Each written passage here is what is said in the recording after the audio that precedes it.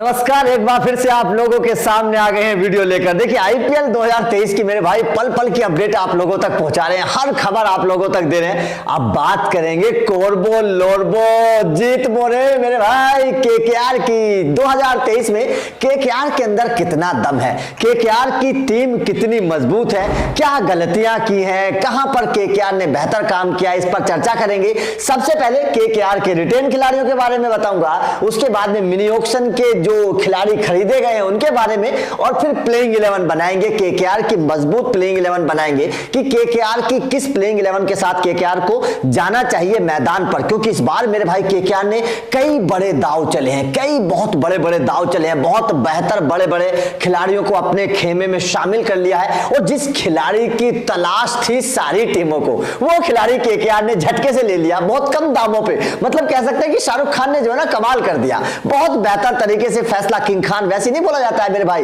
क्योंकि किंग खान है तो किंग वाला दिमाग भी उनके अंदर है। बहुत बेहतर और बेहतर तरीके से उन्होंने मिनी ऑक्शन में भी काम किया है। केकेआर इस वक्त बड़ी मजबूत और संतुलित टीम नजर आ रही है। तो चलिए केकेआर को लेकर डिस्कस करते हैं। सबसे पहले रिटेन खिलाड़ी Shreyas Iyer, Rinku Singh, Nitish Rana, Russell, Naren, Varun Chakravarthy, Umesh Yadav, Lockie Ferguson को लिया है, गुजरात से आए हैं। टिम साउदी थे, शार्दुल ठाकुर आए हैं दिल्ली से, गुरबाज फिर गुजरात से आए हैं, अंकुर लोयर, हर्षित राणा। ये जो है वो स्क्वाड थी उनकी रिटेंशन वाली है। उसके बाद में जब उनके पास पर्स में 7 करोड़ रुपए के आसपास बचे तो बहुत बेहतर और बड़ी खरीदारी कर डाली केकेआर ने। बड़े बड़े खिलाड़ियों को लिया है और कुछ अपने पुराने खिलाड़ियों को भी वापस ले लिया केकेआर ने। वो पुराने खिलाड़ी कौन से हैं?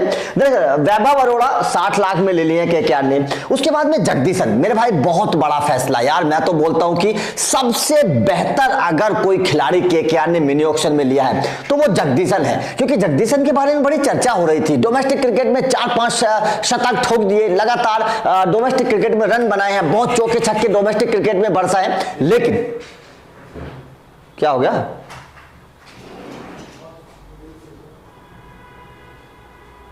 क्या हुआ?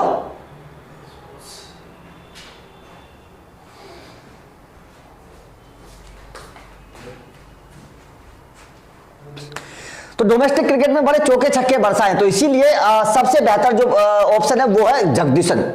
जगदीशन के ऊपर बहुत अच्छा और कम पैसों में, मेरे भाई 90 लाख रुपए में जगदीशन को ले लिया यार, केवल 90 लाख रुपए में यार। मतलब इतना बड़ा खिलाड़ी इतने सस्ते में, इससे पता क्या चलता है कि शाहरुख खान ने अपना किंग वाला दिमाग लगाया और जगदीशन को अपने खेमे में बुलाया, बहुत कम सस्ते में यार। मतलब ये मुझे तो ऐसा लग रहा था कि शायद जगदीशन जो है 4-5-6 करोड़ रुपए में जाएंगे, लेकिन 90 लाख रुपए में जगदीशन को ले लिया यार। मतलब बहुत बेहतर और सोची समझी वाली ये रणनीति। उसके बाद में शाकिब अल हसन इस वक्त गजब की फॉर्म में, बेहतर बना रहे हैं, विकेट चटका रहे हैं, गेंद से कमाल कर रहे हैं, बल्ले से कमाल कर रहे हैं, और शाकिब को केवल 1.5 करोड़ रुपए में ले लिया। शाकिब पहले भी केकेआर में रह चुके हैं, केकेआर की जीत में अहम योगदान शाकिब निभा चुके हैं। क्या शाकिब को पता है कि केकेआर का किस तरीके से रणनीति होती है, कैसे माहौल होता है, टीम को कैसे जिताया जाता है, शाकिब को पता है। तो इसलिए शाकिब के आने का भी केकेआर को बहुत फायदा होगा। उसके बाद में लिट्टन दास, यार ये एक नया नाम है और बड़ा खुश है लिट्टन दास। लिट्टन दास का बयान आया बाद में कि भाई मैं तो बड़ा खुश हूं, और खुश हो भी क्यों ना, क्योंकि यार आप अंदाजा लगे 50 लाख रुपए मिल गए। मतलब अभी तक जो टीम नहीं खरीदती थी, घर बैठे बैठे 50 लाख रुपए मिल गया। पता नहीं खेलने को मिलेगा नहीं मिलेगा, प्लेइंग 11 में होंगे कि नहीं होंगे,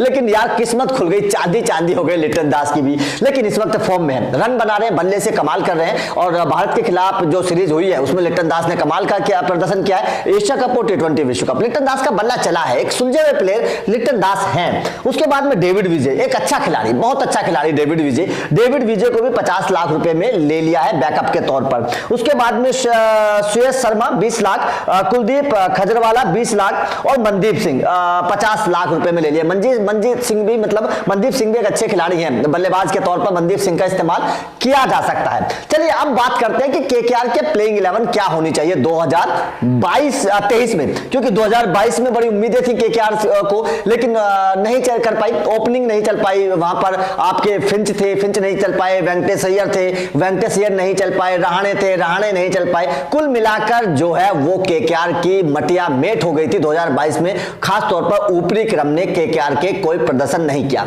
इस बार ऊपरी क्रम कैसा होगा ये मैं आप लोगों को बता देता हूं। तो नंबर 1 पर तौर पर देखिए, यहां पर केकेआर के पास बड़े अच्छे खिलाड़ी आ गए हैं। नंबर 1 के तौर पर गुरबाज, मेरे भाई गुरबाज से बड़ी उम्मीदें हैं, गुरबाज से बड़ी उम्मीदें हैं इस बार 2023 में, क्योंकि मतलब बहुत शानदार फॉर्म है। बनाते हैं। आईपीएल के अगर पावर प्ले की मैं बात करूं तो पावर प्ले में गुरबाज जो है ना वो 150-60 के स्ट्राइक रेट से रन बनाने वाले खिलाड़ी हैं। मतलब अगर गुरबाज का बल्ला चल गया तो यकीन मानिएगा केकेआर के लिए बहुत बेहतर साबित होगा। तो गुरबाज नंबर 1 ओपनर के तौर पर मैं चाहता हूं कि गुरबाज यहां पर आए। और देखिए अब बात आते नंबर दूसरे खिलाड़ी के तौर पर। देखिए दूसरे खिलाड़ी के तौर पर इन्होंने इनके पास बहुत सारे खिलाड़ी हैं, लेकिन मेरा मानना क्या है और केकेआर को लिए क्या फायदा होने वाला है, जगदीशन बहुत बड़े खिलाड़ी हैं। ओपनर के तौर पर जगदीशन को उतार दीजिए, मजा आ जाएगा यार अगर आपने केकेआर के ओपनर के तौर पर जगदीशन को उतार दिया, क्योंकि गुरबाज और जगदीशन एक इंडियन होगा एक विदेशी होगा, क्योंकि ज्यादा विदेशी खिलाड़ियों को आप रख नहीं सकते, केवल 4 विदेशी खिलाड़ियों को रखेंगे। तो ये दोनों की जो जोड़ी है ना ये केकेआर के लिए फाड़ू प्रदर्शन करेगी यार। इसलिए मैं चाहता हूं कि नंबर 2 पर जगदीशन को उतार दिया जाए। ये बहुत बेहतर खिलाड़ी, इस खिलाड़ी के बारे में बड़ी चर्चा भी हुई, बहुत चर्चाएं हुई है इस खिलाड़ी के बारे में, इसलिए जगदीशन को नंबर 2 पर उतार दिया जाए। अब बात आती है नंबर 3। देखिए जगदीशन के स्लैश में आप वेंकटेश अय्यर को भी रखिए, वेंकटेश अय्यर भी उनके स्लैश में है, क्योंकि अगर जगदीशन नहीं तो फिर वेंकटेश अय्यर, मुझे ऐसा लगता है। अब बात आती है नंबर 3 की। देखिए नंबर 3 की लड़ाई भी केकेआर में बड़ी दिलचस्प है, बहुत दिलचस्प केकेआर में नंबर 3 की लड़ाई, क्योंकि बहुत सारे खिलाड़ी इनके पास नंबर 3 के लिए हैं। लेकिन मेरा मानना है कि नीतीश राणा को नंबर 3 पर उतारिए यार, नीतीश राणा को नंबर 3 पर उतारिए, क्योंकि ये खिलाड़ी बड़ा रन बना रहा है, बहुत रन बना रहा है। और इस खिलाड़ी ने बड़ा अच्छा प्रदर्शन 2022 में भी किया था, जहां पूरे बल्लेबाज सारे के सारे बल्लेबाज फेल होते जा रहे थे, नीतीश राणा रन बना रहे थे। नीतीश राणा और कप्तान श्रेयस अय्यर दोनों ने बहुत रन बनाए पिछले सीजन में भी। तो नीतीश राणा को नंबर 3 पर रखिए। नंबर 4 पर कौन? नंबर 4 पर आप कप्तान को रख लीजिए श्रेयस अय्यर, नंबर 4 पर आप कप्तान को रखिए। तो ये ऊपरी क्रम जो है बड़ा मजबूत नजर आया केकेआर का। आप गुरबाज हो गए, जगदीशन हो गए, नीतीश राणा हो गए, श्रेयस अय्यर हो गए, तो ऊपरी क्रम जो है ना वो केकेआर का ऊपरी क्रम एकदम मस्त चकाचक नजर आ रहा है मुझे, एकदम बहुत बेहतर। अब नंबर 5 की बात आती है। नंबर 5 पर इनके वही खिलाड़ी रिंकू सिंह को नंबर 5 पर आप उतारिए। रिंकू सिंह नंबर 5 पर सबसे बेहतर है, और पिछली बार भी नंबर 5 पर उन्होंने बहुत रन बनाए थे, कमाल का प्रदर्शन पिछली बार भी रिंकू सिंह ने करके दिखाया था। तो इस बार भी रिंकू सिंह को उतारिए, नंबर 5 पर उतारिए, बहुत बेहतर करके दिखाएंगे। टच में है, डोमेस्टिक क्रिकेट में रन बना रहे हैं, बहुत चौके छक्के लगा रहे हैं, शतक भी लगाया है, तो मतलब रिंकू सिंह कुल मिलाकर बहुत अच्छे ऑप्शन इनके लिए रहेंगे। नंबर 6 पर इनके पास धुआंधार भाई रसल से बेहतर कोई नहीं होगा नंबर 6 का खिलाड़ी। नंबर 6 अगर पूरी टीमों के आप स्क्वाड पर नजर दौड़ाएंगे तो रसल से बेहतर मुझे नजर नहीं आता। रसल दा मसल कमाल कर देगा, ये खिलाड़ी कमाल कर देगा गेंद और बल्ले। और सबसे बड़ी बात क्या है, इस वक्त टच में है रसल। हम T10 लीग में देख रहे थे, रसल के बल्ले से रन निकल रहे हैं और गेंद से विकेट चटका रहे हैं। तो रसल मेरे भाई बहुत बेहतर करने वाले हैं इसमें। उसके बाद में नंबर 7 पर आएंगे नरेन आएंगे। नरेन देखिए, नरेन जो है ना वो गौतम गंभीर की खोज है। गौतम गंभीर को चैंपियन बनाने में नरेन का उस वक्त बहुत बड़ा योगदान था, क्योंकि गौतम गंभीर ने गेंदबाज को बल्लेबाज बना दिया यार। मतलब ऐसा प्रमोशन कभी किसी का नहीं हुआ, एक गेंदबाज को बल्लेबाज बना दिया। नरेन को कौन जानता था कि वो बल्लेबाजी कर सकता है, लेकिन गौतम गंभीर ने पता नहीं क्या उनके अंदर खूबी देखी, उनसे ओपनिंग करवानी शुरू कर दी, और ओपनिंग के तौर पर इतने बेहतर कामयाब साबित हुए नरेन कि उन्होंने बहुत रन बनाए हैं केकेआर के लिए। लेकिन पिछले 2-3 सीजन से जरूर फेल चल रहे हैं, लेकिन वो रन बना सकते हैं। तो नरेन नंबर 7 पर आपको खेलते हुए नजर आएंगे। नंबर 8 पर आपको शार्दुल खेलते नजर आएंगे। शार्दुल ठाकुर आपको नंबर 8 पर खेलते हुए नजर आएंगे। केकेआर ने बड़े उम्मीदों से शार्दुल ठाकुर को लिया है, बड़े महंगे भाव में लिया है मेरे भाई। तो इसीलिए शार्दुल ठाकुर को बड़ा प्रदर्शन करना पड़ेगा, बेहतर प्रदर्शन शार्दुल ठाकुर को करना पड़ेगा। और शार्दुल ठाकुर के ऊपर बड़ी जिम्मेदारी भी इस बार रहने वाली है, गेंद और बल्ले दोनों की जिम्मेदारी शार्दुल ठाकुर के ऊपर रहने वाली है। हालांकि उतना बेहतर प्रदर्शन 2022 में नहीं हुआ था, ना दिल्ली में ना हुआ, ना टीम इंडिया में हुआ, मिला जुला प्रदर्शन रहा। लेकिन शार्दुल ठाकुर को बड़ी उम्मीदों के साथ केकेआर ने लिया, तो वो उम्मीदें अब पूरी करनी पड़ेंगी शार्दुल ठाकुर को। उसके बाद में शार्दुल ठाकुर के बाद नंबर 9 पर कौन आएगा? देखिए नंबर 9 पर अब यहां पर आ गए गेंदबाज, तो मेरे हिसाब से उमेश यादव। भाई उमेश यादव वो खिलाड़ी हैं जिनकी मसल्स बड़ी स्ट्रांग हैं, गेंद के साथ साथ बल्ले से भी हमने कई मौकों पर उनके हिटिंग देखी है, लंबे लंबे छक्के लगाने की ताकत रखते हैं उमेश यादव। मैंने कई मौकों पर देखा उमेश यादव को छक्के लंबे लंबे छक्के लगाता हुआ। तो इसीलिए उमेश यादव नंबर 9 पर आपको नजर आएंगे। बड़ी मजबूत हो गई मेरे भाई केकेआर की टीम। सोचिए, ऊपर से गुरबाज, जगदीशन, नीतीश राणा, श्रेयस अय्यर, रिंकू सिंह, रसल, नारायण, शार्दुल ठाकुर, उमेश यादव, गेंदबाजी के साथ साथ बल्लेबाजी, यार कमाल की हो गई केकेआर। देखिए यहां पर रसल तेज गेंदबाजी करेंगे, शार्दुल करेंगे, उमेश यादव करेंगे। अब 9 नंबर तक के खिलाड़ियों में आपके पास 3 3 तेज गेंदबाज हो गए, अभी तो और बाकी आने हैं, 3 तेज गेंदबाज हो गए हैं। उसके बाद में आपके पास कमाल की परफॉर्मेंस करने वाले बल्लेबाज हैं। अब देखिए यहां पर क्या है ना, उसके बाद में नंबर 10 की बात आती है, तो नंबर 10 पर देखिए आप किसको खिलाएंगे। देखिए आपके पास खिलाड़ी बहुत है, आपके पास शाकिब अल हसन को आपने लिया है, आपके पास लोकी फर्गूसन को आपने लिया है, तो जाहिर तौर पर लोकी फर्गूसन को तो आप खिलाएंगे, लोकी फर्गूसन को आप खिलाएंगे, उसमें कोई दो राय नहीं है। बड़े महंगे दामों पर आपने लोकी फर्गूसन को लिया है, तो लोकी फर्गूसन आपकी टीम में 100% खेलने वाले हैं।